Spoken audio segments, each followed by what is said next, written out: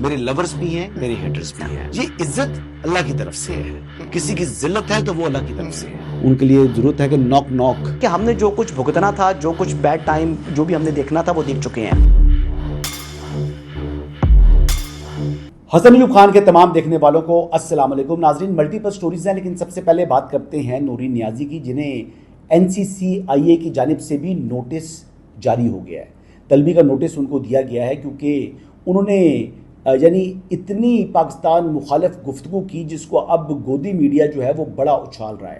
یعنی را کو ایک انہوں نے نیریٹو دے دیا، را کو ایک موقع دے دیا کہ جو پاکستان کا سچ پر مبنی بیانیہ ہے اس کو یعنی وہ کسی طریقے سے کاؤنٹر کر سکے. کیونکہ سفارتی محاذ کے اوپر جس طریقے سے امریکہ حق کے بعد ہندوستان کو زیر کیا پاکستان نے، حالانکہ ڈپلومیٹکلی ہندوستان پاکستان سے بہت آگے تھا، لیکن امریکہ حق کی جو کامیابی کی بدولت پھر پاکستان کو کی جو ڈپلومیسی ہے اس نے آؤٹ کلاس کر دیا انڈیا کو.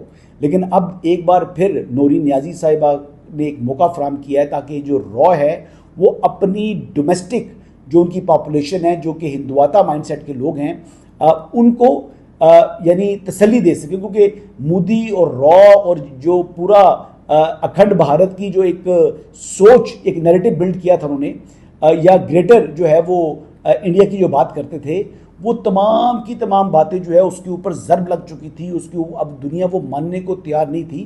تو اب ایک بار پھر ان کو نئی زندگی دی ہے یا ان کو توانائی بخشی ہے نورین نیازی کے اس انٹرویو نے.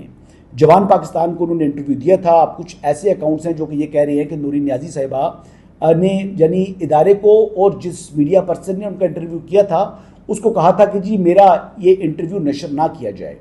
بات یہ ہے کہ نورین نیازی صاحبہ کو دودھ پیتی بچی تھوڑی ہے.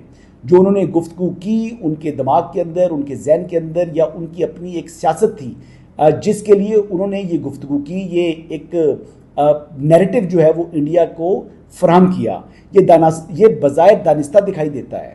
یہ کوئی معصوم بچی نہیں ہے کہ جن سے سلپ آف ٹنگ ہو گیا. یہ سلپ آف ٹنگ ایک بات ہوتی ہے، وہ آگے سے جس طریقے سے، جس کانفیڈنس کے ساتھ اور جتنی یعنی کہتے ہیں ایک اتھارٹی کے ساتھ وہ گفتگو کر رہی تھی، وہ صاف واضح ہو رہا تھا کہ وہ یہی بات پہنچانا چاہ رہی تھی عوام کو، انڈیا کو اور را کو.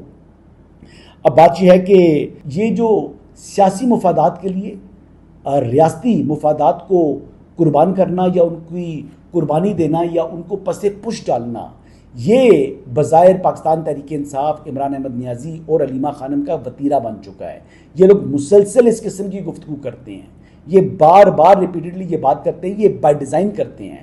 عمر ایوب نہیں کہتا تھا کہ شیل جو ہے وہ سارے آپ نے بیچ دی ہیں، اور یہ کہتے تھے کہ جی آپ کے پاس اپنے جو فائٹر جیٹس ہیں ان کو اڑانے کے لیے آپ کے پاس جیٹ فیول نہیں ہے.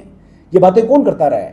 یہ باتیں پاکستان تحریک انصاف کے ایک نہیں، دو نہیں، مختلف لوگ جو ہے یہ گفتگو کر رہے ہیں. تو یہ بائی ڈیزائن ہو رہا ہے جی. اب یہ اس سے جو رائے فرار اختیار کرنا چاہتے ہیں وہ ان کو ملے گا نہیں. اب بات یہ ہے کہ یہ کوئی پہلا موقع نہیں ہے کہ نورین نیازی نے بھی اس قسم کی گفتگو کی ہو. یہ دوسری مرتبہ بھی وہ ایسا موقع فراہم کر رہی ہیں کہ جو انڈین نیریٹو ہے وہ اس کو سپورٹ کرتا ہے. اور اوپر سے وہ ریاست پاکستان کے اوپر اپنے اس انٹرویو کے اندر یہ الزام عائد کر رہی ہیں کہ پاکستان نے جو اس وقت ذمہ داران ہیں انہوں نے فیصلہ کر لیا تھا کہ ابراہیم ایکارڈ کا سگنیٹری بنے گا پاکستان، اور اسرائیل کو خدا نخواستہ تسلیم کرے گا.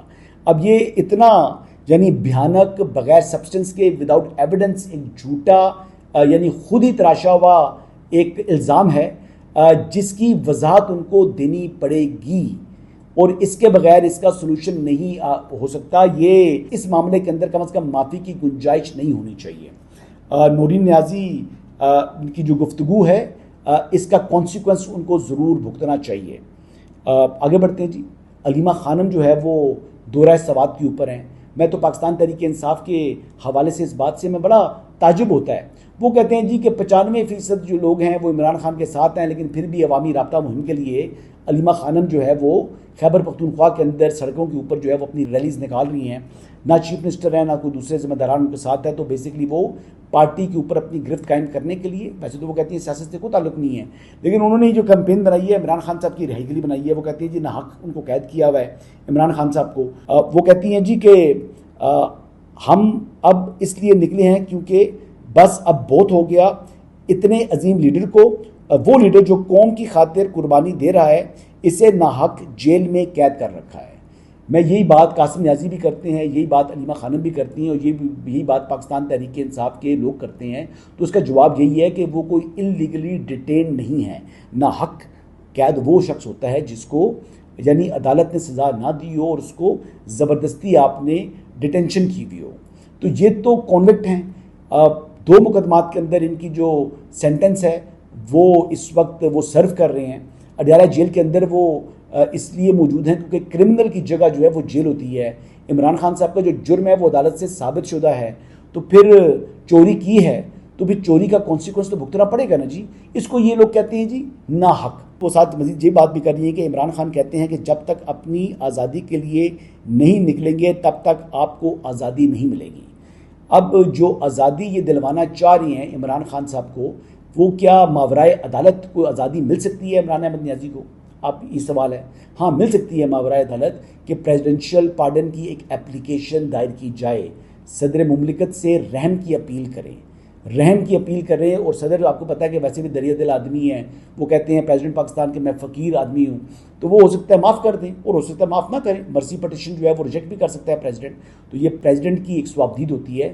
تو پریزیڈنٹ آصف علی زرداری یا ان کے جو قریبی ساتھیوں کو جا کے پاؤں پڑھیں تو پھر کوئی شاید رستہ آپ کے لیے نکل آئے. لیکن بظاہر تو وہ بھی اتنی گنجائش نہیں دیں گے جب ایک یعنی بڑی چوری ہوئی ہے 190 ملین پاؤنڈ والے کیس کے اندر. جس طریقے سے انہوں نے کردار ادا کیا اس میں پریزیڈنٹ آصف علی زرداری صاحب کس طریقے سے ان کی مرسی پٹیشن کو جو ہے وہ الاؤ کریں گے. پہلے تو بات یہ ہے کہ انہوں نے مرسی پٹیشن دائر کرنی ہے.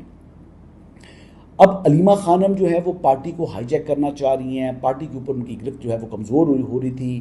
اب نہ سلمان اکرم راجہ نہ کوئی پارٹی کا دیگر جو ہے وہ آفس ہولڈر, اس کے بغیر وہ اب یہ ساری جو تحریک چلا رہی ہیں وہ اپنے آپ کو پرومیننٹ کرنے کے لیے, اپنی طاقت جو ہے وہ اپنے آپ کو عوام میں مقبول کرنے کے لیے اور پارٹی کو عملی طور کے اوپر ٹیک اوور کرنے کے لیے ان عزائم کے ساتھ وہ میدان کے اندر اتری ہیں. 95% اگر عمران خان صاحب کی مقبولیت خیبر پختونخوا کے اندر ہے, جہاں پر ان کی اپنی حکومت ہے, اس کے باوجود ان کو وہاں پر عوامی رابطے کے لیے نکلنا پڑ رہا ہے. اس کی حقیقت یہ ہے کہ یہ جو نکلی ہیں ان کو ضرورت محسوس ہوئی ہے. وہ ضرورت یہ ہے کہ پورا زور لگانے کے باوجود بھی 6 مہینے سے منتیں کرتی چلی آ رہی تھی کہ 10,000 لوگ اکٹھے ہو جائیں اڈیالہ کے باہر, تو 1,500 کا ہدف بھی مکمل بامشکل انہوں نے کیا.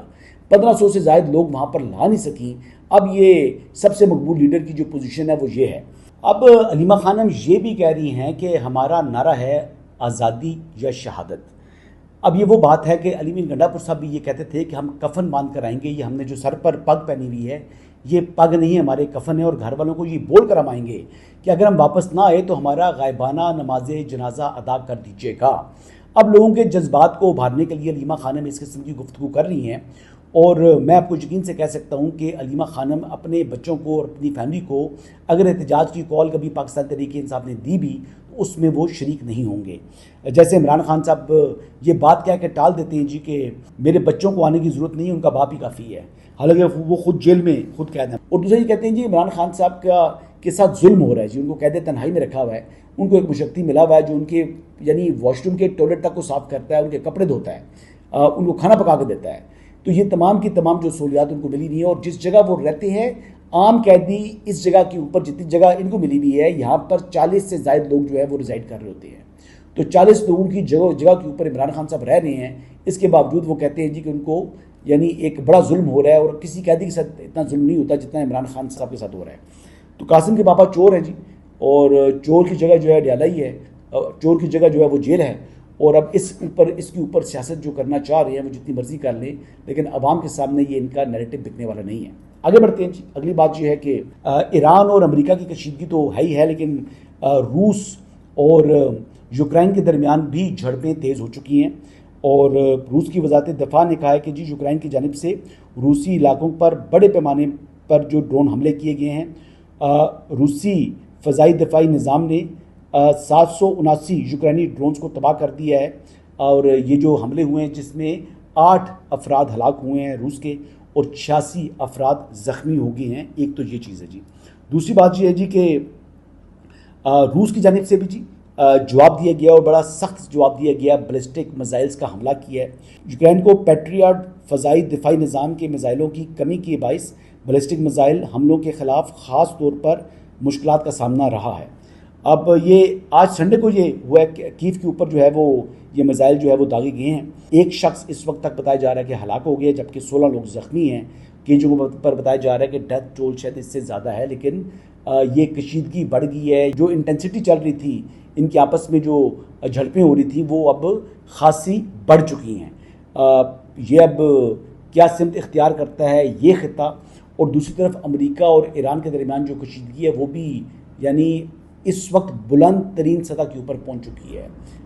اس وقت اگر میں بات کروں تو IRGC یا اتنی دعوے کیے جا رہے ہیں کہ جی ایسی ویڈیو سرکولیٹ کر رہی ہیں ٹویٹر کے اوپر کہ جیسے B-52 طیارہ جو امریکہ کا ہے وہ مار گرایا ہے ایران نے. اس حوالے سے کوئی تصدیق نہیں ہے جی. اب 2 امریکی فوجیوں کی مزید اموات کے حوالے سے سینٹ کام نے بھی تصدیق کر دی ہے اور متعدد لوگ ان کے زخمی ہوئے ہیں، لیکن یہ بتایا جا رہا ہے کہ ان کی مختلف بیسز کو خاصا ٹارگٹ کیا ہے ایرانی میزائلز نے. ایران جو ہے وہ پوری طاقت کے ساتھ جو ہے وہ جواب دے رہا ہے، اور ایران نے بلکہ طاقت سے بلکہ بڑھ کر جواب دے رہا ہے. دوسری جانب امریکہ نے بھی اپنے حملے تیز کر دیے ہیں. اس ٹائم جو انٹینسٹی ہے، جو کانفلکٹ ہے، وہ یعنی آج تک اس سکیل کے اوپر جھڑپیں نہیں ہوئیں جس سکیل کے اوپر اس وقت جو ہے وہ جھڑپیں امریکہ اور ایران کے درمیان ہو رہی ہیں. یعنی ایران اور امریکہ کی جب بات ہوتی ہے تو اس کا مطلب یہ ہے کہ ایران اینڈ جو US کی جہاں جہاں پریزنس ہے اس خطے کے اندر وہاں پر وہ ٹارگٹ کرتا ہے. جو UAE ہے وہ کہہ رہا ہے کہ جی مذاکرات کے ذریعے تنازع کا حل تلاش کریں، کشیدگی کو نہ بڑھائیں.